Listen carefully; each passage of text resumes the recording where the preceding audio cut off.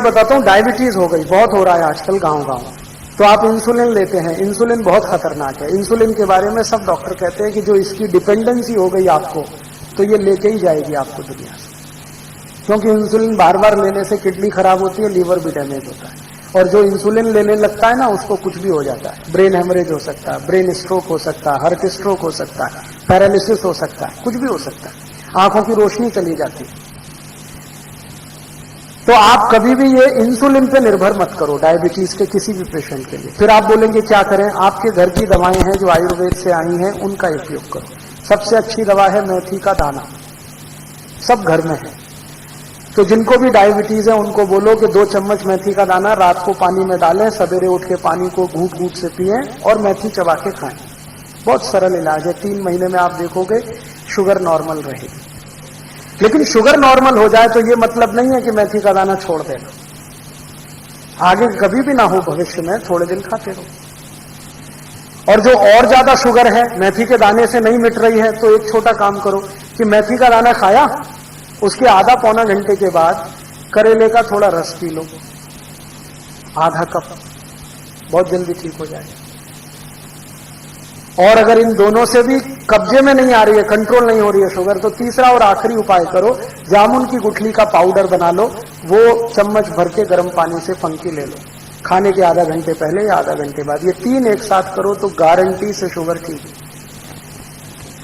बहुत आसान इलाज है, कोई साइड इफेक्ट नहीं है, कोई खर्चा भी नहीं है, ये सब चीजें घर में मौजूद है। जामुन तो सबसे सस्ता फल है। मौसम के समय में जामुन की गुठली खरीदो तो शायद 1 रुपए में 5-7 किलो या 10 किलो मिल जाएगी। सुखा के कूट पीस के पाउडर बना के रख लो। ऐसे ही अगर आपको जॉइंट्स पेन बहुत होता है, घुटने में दर्द है, एड़ी में दर्द है, कमर में, तो भी मेथी दाना अद्भुत काम करता है, क्योंकि वात से होने वाली कोई भी बीमारी में मेथी दाना अद्भुत काम करता है। और जॉइंट्स पेन सब वातज बीमारियां हैं, वात की होने वाली बीमारी, सब घर में मेथी दाना है। एक मेथी दाने को मैंने 48 बीमारियों में उपयोग करके देखा है, बराबर काम करता है। गंभीर से गंभीर बीमारी और आसान से आसान बीमारी में काम है मेथी दाने का। एक बहुत गंभीर बीमारी अक्सर माताओं बहनों को होती है। कोई माँ अगर गर्भावस्था में है तो बच्चा उत्पन्न होने के बाद उसका गर्भ अपने स्थान से खिसक जाता है, जिसको यूट्रस डिस्प्लेसमेंट कहते हैं, गर्भाशय का अपने स्थान से खिसक जाना। अब डॉक्टर के चक्कर में अगर आप फंसे तो वो तो क्या बोलता है कि ये तो अब खिसक गया अपने स्थान से, तो इसको काट के निकालो। अगर काट के ही निकालना था तो भगवान ने दिया क्यों? मूर्ख तो नहीं है भगवान, कम से कम डॉक्टर की तुलना में तो मूर्ख नहीं है। हर डॉक्टर के पास एक ही जवाब है, काट के निकाल दो, काट के। और जिस माँ का गर्भाशय कट गया उसकी जिंदगी कट जाएगी, फिर पूरी जिंदगी उसको पीठ दर्द होगा, पांव में दर्द होगा, घुटने दुखते रहेंगे, और इतना दर्द होगा किसी दवा से रुकेगा नहीं। फिर जब उसकी मृत्यु होगी तो दर्द ठीक होगा। इतना खराब है ये। तो आप कभी भी कोई डॉक्टर के ये बहकावे में नहीं आना। वो ये कहता है ना गर्भाशय काट के निकाल दो, तो कहो जयराम जी की तुम तुम्हारे घर में बैठो, हम कहीं और जाएंगे, और आप घर में इलाज कर लो। जो भी माता या बहन का गर्भाशय थोड़ा भी अपने स्थान से हट गया है, उसकी सबसे अच्छी दवा है यही मेथी का दाना। इसके लड्डू बनाओ गुड़ और घी के साथ, और वो माँ को रोज लड्डू खिलाओ सवेरे शाम। आप देखना 20-25 दिन में अपने आप गर्भाशय अपने स्थान पे आ जाए। अद्भुत काम करता है ये मेथी का। आपको नींद नहीं आती है तो आपका ये जो अंगूठा है ना, अंगूठा, इसके नाखून के दोनों साइड में मेथी दाने बांध के पट्टी लगा लो, बहुत गहरी नींद में सो जाओगे। अंगूठे के नाखून जहां खत्म होते हैं उसके नजदीक मेथी दाना रखो और टेप लगा लो दोनों तरफ, और आप देखो कितनी गहरी नींद आती है। बहुत अद्भुत काम करता है। किसी बच्चे को कान में बहुत दर्द हो रहा है, 2-3 मेथी दाने डाल दो, 5 मिनट ऐसे रखो तो दर्द बंद हो जाएगा। ऐसे कर दो, मेथी दाना निकल जाएगा।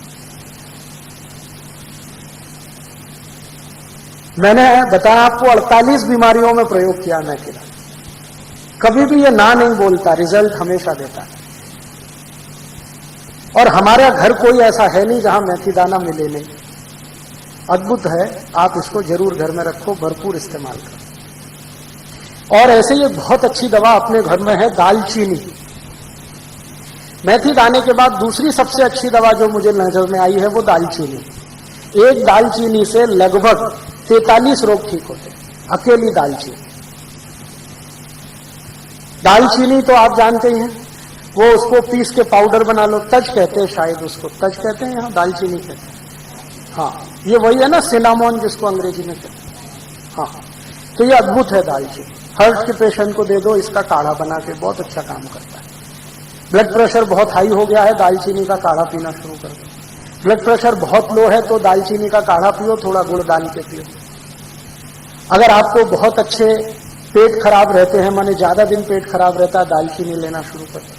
पेट के साथ ये संधिवात रहता है तो दालचीनी ले लो, कब्जियत रहती है तो बहुत काम आती है दालचीनी। मोटापा बढ़ गया है तो दालचीनी का उपयोग कर लो, बहुत अच्छी। ये पाउडर फॉर्म में इस्तेमाल की जाती है। ऐसे ही अपने घर में एक बहुत अच्छी दवा है धनिया। धनिया सूखा वाला और ताजा दोनों काम आते हैं। अगर आपको एनीमिया है, माने खून की कमी है, तो हरा धनिया पीस पीस के चटनी बना बना के खूब खाओ, उसका रस पियो। और सूखा धनिया सबसे अच्छा काम आता है थायराइडिज्म। अगर हाइपरथायराइडिज्म है, थायराइड बढ़ा हुआ है, या हाइपोथायराइडिज्म है, घटा हुआ है, दोनों ही स्थिति में सूखे धनिये को पानी में डालो, पानी को उबालो और सवेरे सवेरे घूट घूट पियो, तो लगभग 20-25 दिन में सब तरह का थायराइड खत्म कर देता है सूखा धनिया। ऐसे ही आपके घर में एक बहुत अच्छी दवा है काला नमक और सेंधा नमक। आपको तो मेरी विनती है कि आप घर का नमक बदल दो अपना। पहले तो ये पिसा हुआ तो लाना बंद कर दो, आप या तो सेंधा नमक लाओ, नहीं तो काला, और वो डेले वाला लाओ। और सब्जी में नमक सब्जी बनाते समय डालो, सब्जी बनने के बाद नमक कभी मत डालो, क्योंकि सब्जी बनने के बाद नमक डाला तो वो जहर जैसा काम करता है। दाल बनने के बाद नमक डाला तो जहर जैसा काम करता है। और एक परंपरा बंद कर दो ऊपर से नमक डाल के खाने की। अगर कोई दिन आपको ऐसा लगता है कि नमक कम है तो कम नमक का ही खा लो, ये ऊपर से डाल के खतरनाक है। इसमें क्या होता है, दो चीजें होती हैं। एक तो जिसने बनाया है खाना उसका अपमान कर रहे हैं आप, उसको ये सिग्नल दे रहे हैं कि देखो तुमने नमक बराबर नहीं डाला है। भले आप बोले या ना बोले, उसको ये हर्ट तो करने ही वाला है, तो उसका अपमान कर रहे हैं और अपने शरीर का भी नाश कर रहे हैं। तो ऊपर से नमक डाल के तो खाना बिल्कुल बंद कर दो। थाली में नमक रख के बैठना, नमक जितना डालना है सब्जी बनते समय, माने उबलना चाहिए, नमक डलने के बाद उसमें उबाल आना चाहिए। ऐसे ये बुरक के खाना, ये तो बहुत खराब है। जैसे हम सलाद पे कई बार नमक बुरक के खाते हैं, ये बंद कर दो। अगर कोई मजबूरी ही है, बुरक नहीं है, तो वो काला नमक थोड़ा बुरक लो, और ये सफेद वाला तो बिल्कुल नहीं। तो इन चीजों से आप बहुत इलाज कर सकते हैं। नमक बदल दो, आपकी बहुत बीमारी चली जाएगी। और एक दो छोटी बातें बताता हूं कि आपके घर में कुछ ऐसी औषधियां हैं जिनको दुनिया भर के लोगों ने आज मान्यता दे दी है। वो उसमें से एक है तुलसी। अगर तुलसी आपके घर में है, श्याम तुलसी घर में है जिसके पत्ते गहरे हरे होते हैं, तो आपके घर में सब बीमारियों का इलाज है। इस तुलसी के पत्ते का काढ़ा बना के जो भी पी लेगा उसको कभी चिकनगुनिया हो नहीं सकता, ये गारंटी मैं देता हूं। और चिकनगुनिया ठीक होने के बाद जो सब शिकायतें हो रही है ना, अभी दर्द नहीं जा रहा है, कमजोरी नहीं जा रही है, एक ही दिन तुलसी का काढ़ा पी लो तो सब चला जाए। तुलसी जो है ना एंटीपायरेटिक है, माने बुखार से होने वाली तकलीफों की सबसे अच्छी दवा है तुलसी। कभी भी बुखार आ जाए, तुलसी का काढ़ा कभी भी दो, भूलो ही मत। ज्यादा तेज बुखार हो तो तुलसी के काढ़े में अदरक का रस मिलाओ, नहीं तो सौंठ का पाउडर मिलाओ। और ज्यादा तेज बुखार है तो इसमें पीपर मिलाओ, छोटी पीपर मिलाओ। और ज्यादा तेज बुखार है तो नीम की गिलोय मिला लो, या नीम के पेड़ की छाल का पाउडर मिला लो। कितना भी तेज बुखार खत्म होता है। लेकिन मेन है इसका तुलसी, बेस है तुलसी। होम्योपैथी में दवाएं तुलसी से बहुत हैं, आयुर्वेद में तो अद्भुत दवाएं हैं तुलसी की। इसका भरपूर इस्तेमाल आप अपने घर में करिए, जैसे जैसे कर सकते हैं। आप में से कई लोग आश्चर्य करेंगे, मैंने स्किन डिसीज तुलसी से ठीक की है। त्वचा के रोग, सोराइसिस, इचियोसिस, एक्जिमा, 20-20 साल पुरानी बीमारियां त्वचा की तुलसी के रस से ठीक होती है। अद्भुत है तुलसी, आप रखो इसको घर में बना। और ऐसी तुलसी के जैसी ही एक बहुत अच्छी चीज है पुदीना। वो भी बने तो गमले में कर लो घर में। और इन दोनों से बराबर ही अच्छी एक चीज है एलोवेरा, ग्वारपाठा। जरूर रखो अपने घर में। ग्वारपाठे का रस अद्भुत काम करता है, त्वचा की बीमारियों में काम करता है, पेट साफ करने में काम आता है। कान में कितना भयंकर दर्द हो, ग्वारपाठे का रस थोड़ा गर्म करके एक ही बूंद टपकाओ, 3 सेकंड में दर्द खत्म कर देता है, विदिन 3 सेकंड्स। इंजेक्शन से भी तेज गति से काम करता है। किसी स्त्री और पुरुष को नपुंसकता की शिकायत हो, ग्वारपाठा बिल्कुल ठीक कर देता है, कंप्लीट क्योर करता है। शरीर को ताकत बढ़ानी हो, बहुत कमजोरी लग रही हो, तो ग्वारपाठा अद्भुत काम करता है। बाल बहुत झड़ते हो, गुच्छे के गुच्छे निकलते हो, ग्वारपाठे का रस बाल में लगाओ, जैसे तेल लगाते हो, 1 घंटे के बाद धो लो तो बाल झड़ना बंद करा देता है। बाल ज्यादा काले रखने हैं तो ग्वारपाठा सप्ताह में 1 दिन लगाते ही रहो रस के रूप में, अद्भुत काम करता है। आंखों की रोशनी बढ़ानी हो तो ग्वारपाठे को इस्तेमाल कर सकते हैं, पीने के रूप में ले सकते हैं। बच्चों को फोड़े फुंसियां बहुत होती हैं, 1-1 चम्मच ग्वारपाठे का रस 3-4 दिन पिला दो तो सब फोड़े फुंसियां होना बंद। गर्मियों में घमौरियां बहुत हो जाती हैं तो ग्वारपाठे का इस्तेमाल कर सकते हैं। मनुष्यों में, पुरुषों को एक बहुत खराब बीमारी होती है, उसको बार्बर स्टिचिंग कहते हैं।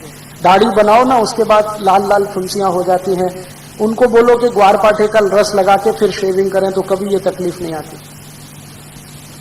बहुत अच्छी दवा है, घर में है, आप लगा सकते हैं। घर में भी हो सकता है, खेतों में भी हो सकता है।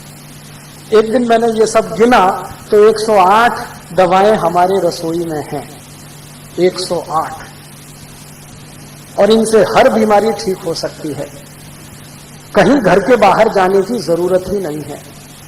और मैं तो सबको चिल्ला चिल्ला के कहता हूं कि आप बीमारी से नहीं, डॉक्टर से बचो। बीमारी खतरनाक नहीं है, डॉक्टर खतरनाक। एक बीमारी से दूसरे में फंसाएंगे, दूसरे से आपको तीसरे में ले जाएंगे, ठीक ही नहीं होने देंगे। और आजकल डॉक्टर जो दवाएं आपको खिलाते हैं ना, वो दवा अपनी मां बहन को कभी नहीं खिला सकते, ऐसी दवाएं आपको खिला देते हैं। जिन दवाओं पर कोई क्लिनिकल ट्रायल्स नहीं हुए हैं, जिन दवाओं को किसी ने अप्रूव भी नहीं किया है, उनको धड़ल्ले से प्रेस्क्राइब करते हैं, क्योंकि कमीशन मिलता है।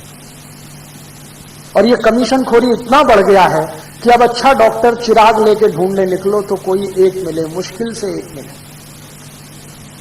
इसलिए आप इनसे अगर बचे रहें तो आपकी जिंदगी बहुत सुरक्षित रहने वाली है। तो ये छोटी छोटी कुछ बातें मैंने आपसे कही, आप इनका पालन करें। एक तो हमारा आयुर्वेद का हिस्सा है, स्वस्थ कैसे रहें उसके कुछ सूत्र मैंने बताए। एक तो बीमारी आ गई तो अपने घर से उसका कैसा इलाज करें। कोई बीमारी ऐसी नहीं जिसका रसोई से इलाज ना हो सके। और अगर बहुत